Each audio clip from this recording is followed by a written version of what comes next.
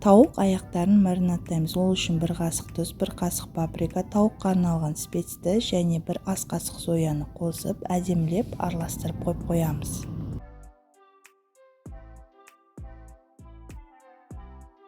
«500 г ұнымызға разрыхитель, тұз, 150 г сары майды қосып, араластырамыз.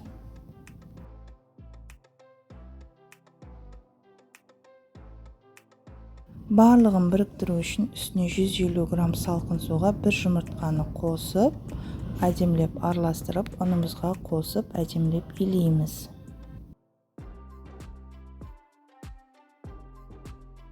Қамырымыз әдемілеп илеп, бетін жауып қойып қоямыз. Оған дейін 2 түйір жуамызды тураймыз. 15 минуттан кейін қамырды алып, оны 10 бөлікке бөліп домалақтаймыз.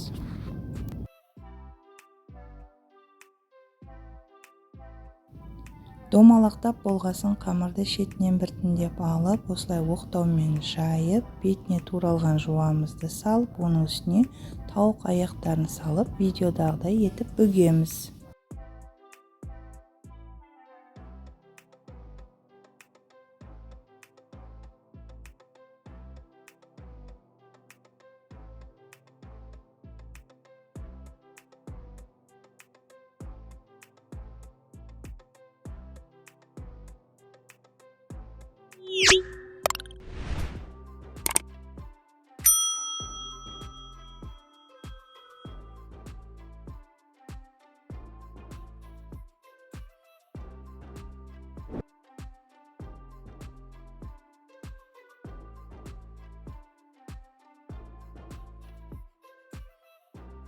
Барлығын бүгіп болған соң, бетіне сарыуыз бен сүтті араластырып жағамыз. Қалауыңызша кунжут сепуіңізге болады.